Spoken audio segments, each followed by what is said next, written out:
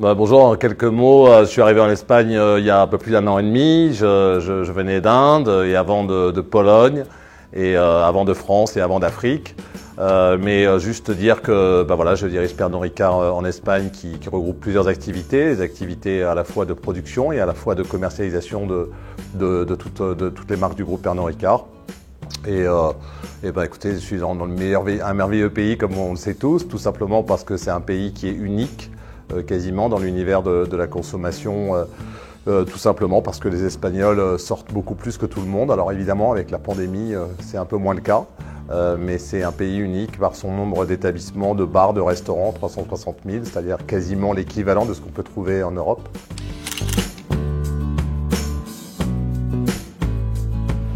Moi, j'ai souvent dit il y a deux choses importantes dans une entreprise. C'est de garder ses équipes en bon état, si j'ose dire, en bonne forme, psychologiquement, physiquement. Et la deuxième chose, c'est de garder nos marques, parce que c'est ce qui fait notre histoire et ce qui fera aussi notre futur. Donc on s'est beaucoup focalisé d'abord sur nos équipes, pour les garder à la fois psychologiquement et à la fois en les rassurant, en disant oui, c'est vrai, l'entreprise connaît un passage à vide, comme le reste du monde d'ailleurs. Mais on sera là et on restera tous ensemble pour préparer la suite. Et de ce point de vue-là, je pense qu'on a bien réussi, en tout cas je l'espère, parce que nos équipes sont très confiantes pour construire l'avenir. Le deuxième point, c'est effectivement, on a aussi fait évoluer, on a bien vu l'évolution des modes de consommation. Les Espagnols et ce pays entier a moins consommé hors domicile et a plus consommé à domicile. Alors globalement, le nombre de moments de consommation a vraiment chuté. On pouvait moins voir notre famille, moins voir nos amis. Donc notre marché a baissé de pratiquement 30%. Mais finalement, en face de ça, on a quand même réussi à faire performer nos marques et à rester dans, on va dire, les parts de marché qu'on espérait sur les grandes catégories, que ce soit le whisky ou que ce soit le gin.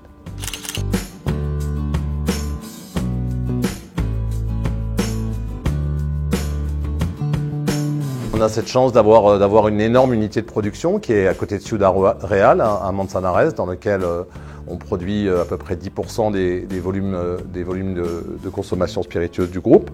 On a aussi un laboratoire de recherche qui est à la pointe au niveau mondial et qui, pour le groupe, a la responsabilité de produire des choses et qui le fait avec d'autres pays, en particulier par l'Angleterre, qui est un pays phare pour nous, compte tenu du fait que c'est de ce pays dont vient le gin Beefeater, mais c'est avec eux qu'on a créé, et avec notre laboratoire de Manzanares, une nouvelle catégorie qui est une catégorie de gin light, c'est-à-dire light en degrés, mais toujours aussi forte en saveur. Donc on a moins de degrés, 20 au lieu de 40, et on a aussi tout le temps un même niveau de saveur, ce qui était une gageure dans notre univers, mais qu'on a réussi à faire en pleine pandémie, j'allais dire, et à lancer cette nouvelle catégorie auprès des consommateurs.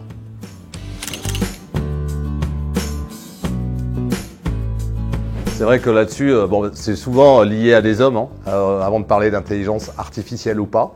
Il y a souvent des personnes qui ont envie effectivement d'aller plus loin dans la recherche, d'intégrer beaucoup de data. C'est vrai que de ce point de vue-là, on est une équipe aux opérations qui est très centrée sur les nouvelles technologies.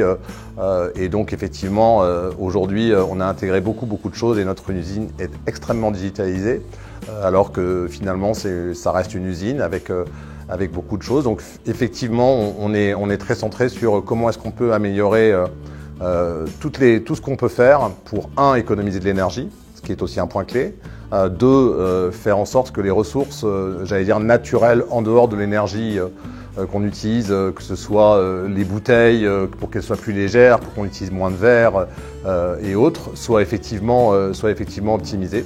Donc on a beaucoup de travail sur ce sujet et c'est un sujet passionnant.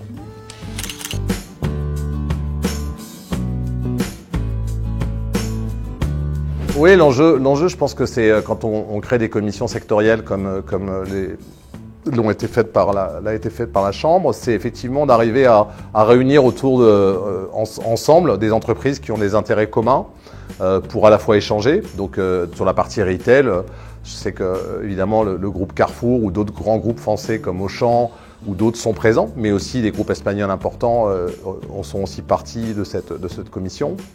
Et puis il y a beaucoup de producteurs, qu'ils soient français ou espagnols, qui cherchent à avoir des lieux dans lesquels ils peuvent effectivement échanger. Donc l'enjeu de cette commission, c'est à la fois de réussir à ce que les gens, il y ait de l'affectio sociétatis, j'allais dire, qui se connaissent, parce que la vie, c'est quand même aussi de ça, de se rencontrer, de se connaître.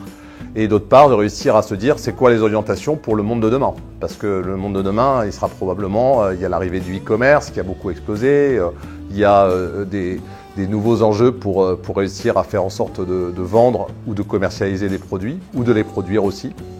Et donc c'est ça l'enjeu, c'est d'avoir un lieu d'échange pour tous ces acteurs. On est confiant pour 3 raisons. La première, c'est que le tourisme va revenir en Espagne. Ça, c'est le point clé. On a eu l'année dernière à peu près 15 millions de touristes. On était habitué à en avoir entre 80 et 85. On estime que cette année, en tout cas toutes les projections nous donnent qu'on aura à peu près 45-50 millions de touristes en Espagne. C'est probablement le bon chiffre pour avoir toujours des plages qui ne soient pas trop bondées, mais avoir aussi du tourisme de qualité. Donc ça, c'est un point clé pour le pays, en particulier pour l'emploi. Le deuxième point, c'est que on est aussi confiant que finalement, comme tous, on n'a pas pu beaucoup dépenser. Enfin, en tout cas, beaucoup de gens n'ont pas pu dépenser. Et que finalement, aujourd'hui, quand on va avoir la chance d'avoir une vie presque normale, on aura envie de se réunir, de se retrouver. Et donc forcément de se retrouver sous le mode espagnol, souvent dans des bars, souvent dans des restaurants. Et là-dessus, on a globalement réussi à dire ça.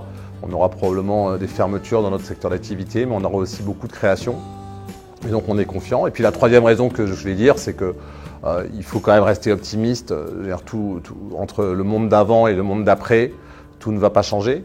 En particulier sur des points simples que dire on est content d'avoir du contact avec les autres, on est content de garder les bonnes parties du monde d'avant et de préparer la suite en se disant se retrouver, se réunir, c'est quand même et pouvoir échanger des vrais sourires, ce sera aussi le point clé de l'avenir.